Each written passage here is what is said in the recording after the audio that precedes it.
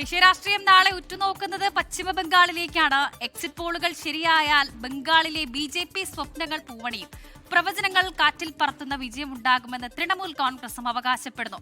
അസമിൽ കോൺഗ്രസിന്റെ തിരിച്ചുവരവ് ഉണ്ടാകുമോ എന്നും നാളെ അറിയാം. തൃണമൂൽ കോട്ടയായ ഫൾട്ട നിയമസഭാ മണ്ഡലത്തിൽ റീപോളിംഗ് നടക്കേണ്ടതിനാൽ ആകെയുള്ള 294 മണ്ഡലങ്ങളിൽ ഒന്നൊഴിച്ചുള്ള ഫലമാണ് നാളെ വരാൻ പോകുന്നത്. കഴിഞ്ഞ 2 തവണ 200-ന് മുകളിൽ സീറ്റ് നേടിയ തൃണമൂലിന് ഇത്തവണ അധികാരം നഷ്ടമായേക്കുമെന്ന സൂചനയാണ് എക്സിറ്റ് പോളുകൾ നൽകിയിരിക്കുന്നത്.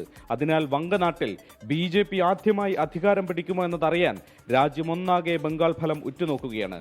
കഴിഞ്ഞ തെരഞ്ഞെടുപ്പിൽ ഒരു കനൽ പോലും ബാക്കിയില്ലാതെ തകർന്ന CPIM ഇത്തവണ അക്കൗണ്ട് വീണ്ടും തുറക്കുമോ എന്നതും രാഷ്ട്രീയ കൗതുകം.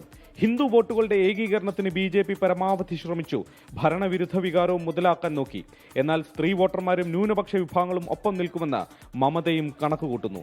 തെരഞ്ഞെടുപ്പ് കമ്മീഷൻ BJPക്കൊപ്പം ഒത്തുകളിക്കുകയാണെന്ന് തൃണമൂൽ ആവർത്തിക്കുന്നുണ്ട്.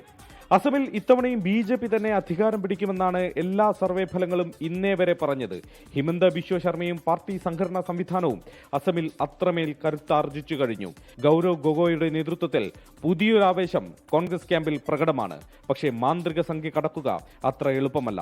ഇരു സംസ്ഥാനങ്ങളുടെയും ഫലം രാജ്യത്തിന്റെ രാഷ്ട്രീയ ഭൂപടത്തിൽ ഏറെ നിർണായകമാണ്. കൊൽക്കത്തയിൽ നിന്നും ശ്രീനാഥ് ചന്ദ്രൻ, 24.